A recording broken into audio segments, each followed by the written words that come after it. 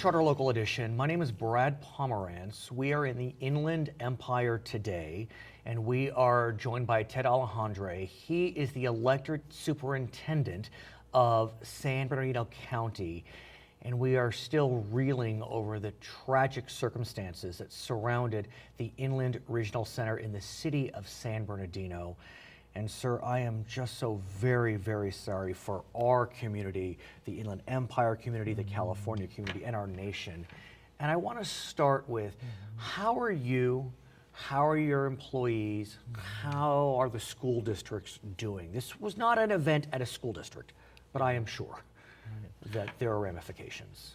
Well, thank you, Brad. And this was a huge tragedy for not just the city of San Bernardino, but the entire county. We were close partners with the Department of Public Health, and as you know, they were the organization that had the event in that facility where the shooting took place. In fact, we used that facility in our organization. Just over a month before the incident took place, we had our harvest luncheon there with our staff. It's remarkable because when we were learning about the events, we knew that this center really served those with developmental disabilities, but yet, like you said, there was a room at the center that was used by the county generally, and so those that were impacted were really not employees of the Inland Regional Center, meaning directly impacted. Everyone was impacted. And so your point's well taken. And we are also partners with staff in the Inland Regional Center because they support students in many of our special education programs. And I was actually at an event in Colton. Colton has a wonderful community cabinet that meets on a regular basis, and I was talking to parents and staff there, and then the superintendent had mentioned that they had information on the shooting incident. So I came back to our main office in San Bernardino and met with my staff. Are you in the county facility? I am not in the county facility. Our headquarters is near those facilities. So as I went back to my office and we started to get information from law enforcement and others, we realized that the shooters were still out. They left that facility after they did what they did. And let's talk about the shooters being on the loose, because that directly impacts schools. And I received many alerts from San Bernardino City Unified School District of lockdowns. But when you think about the Inland Empire, cities are right on top of each other. And so, and unincorporated areas are on top of each other. And so, how did your school districts, again, you're the county superintendent, but I'm sure you're in touch with superintendents of school districts, how did they handle the immediate aftermath of the incident and the day of the assault? Well, once we found out that those shooters were out, they were on the loose, we actually have county facilities that are very close to where the shooting took place. So we had our facilities on lockdown. What does that mean, we lockdown? We have the doors in the front locked. We have staff that are in the front areas monitoring who comes in and who comes out. So it's based, no one's leaving. No one's coming in, no one's coming in, no one's going out. And schools San Bernardino City Unified went on a complete lockdown. And so what is that? And that's why I wanted to speak with you. What does that mean for the children? Are they aware that there is a lockdown? I mean, look, the day could go on without the kids having to be spooked by a lockdown. So explain. Well, they are honest with the students. They say our school's on lockdown, and they won't share information they don't know to be fact, but they try. Teachers are experts at working with students and children to make sure that they feel supported, that they're comforted, they're reassured that they're in a safe environment depending upon the situation. And let's kind of flush that out, because I assume the way a teacher talks to a first grader is different than how a teacher talks to an 11th grader. And you know, when we were in school, there were no cell phones, so we would not necessarily know what was going on.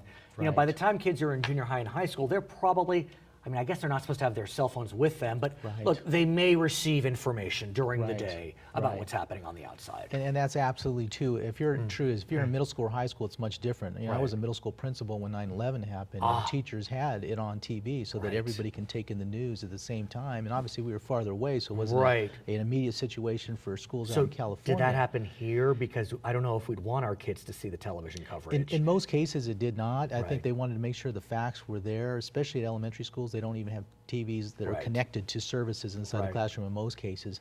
But the principals and the superintendents are trained in these environments. All of them have school safety plans, so when emergencies take place, they're ready to respond. We've had outbriefs with superintendents. In fact, we have a gangs and drugs task force that's in coordination with the sheriff's department, and we talked about the incident that took place and how schools responded. And one of the things that was just tremendous was the response from law enforcement, first responders, superintendents, everybody to ensure the safety of our community, including our schools. What about the parents? I can only imagine the panic that was ensuing on that day, the flood of phone calls that must be coming in. Yes. How do school districts manage that? What if a parent shows up at school while this is going on? Right. I mean, do you allow the parent in? Do you allow them to remove the child? How does that work? Well, if we have people on the campus, schools are trained in how to deal with those. That's based upon their own local safety plan. But what has really helped schools inform parents is social media. And before this incident took place, I'll share with you one positive example with the Redlands Unified. Is they had a school that was impacted with a gas leak. They had to evacuate the students, and so obviously that's going to create concern because people don't know what's going on. But through the use of social media effectively and taking pictures of kids and activities, engaged in things with smiles on their face, it went so smooth. There was no issues because of the great job they did in communicating that. So I think that as you go throughout our county, you'll see those efforts because they revise the plans on an annual basis and improve where possible. In fact, our superintendents together at our next meeting, we're going to be talking about best practices with lockdowns, with procedures that relate to safety and these kinds of incidents. We even have an event coming up next week for active shooter drills and what can be done in environments where there's threats. Sadly, that meeting is appropriate at this time. And the reason it's appropriate is we have learned in the aftermath of the terrorist attack that these two individuals were actually looking at targeting a high school in your county. So my question is, I'm sure those students are aware that their high school was on a list. What's happening with those students? Well, we're fortunate because we have trained professionals, psychologists, and counselors that deal with students. And as you mentioned, they speak to students at different levels. You always want to be honest. You don't want to hide facts from students. You want to be honest with them, but deliver information at their level of understanding. But high school, I mean, high school is much different than an elementary school.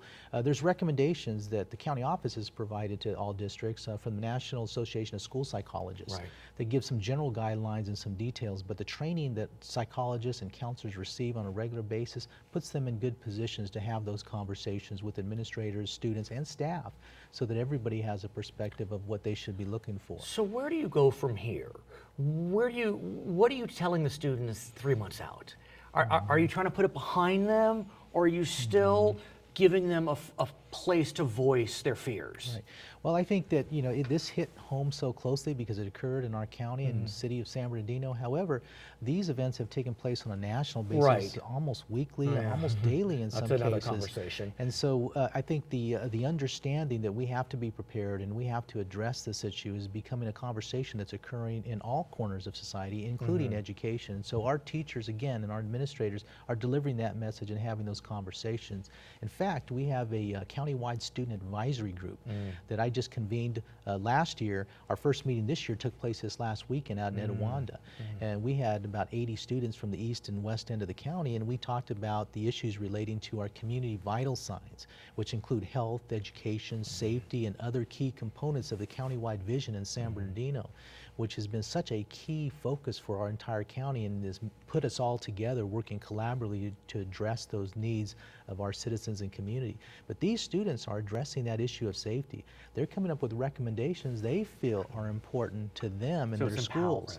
It's empowering empowerment. Sir, I want to thank you so much for joining us, and I send you and your entire team our very best. His name is Ted Alejandre. He is the superintendent for San Bernardino County. My name is Brad Pomerance. We're in the Inland Empire today on Charter Local Edition.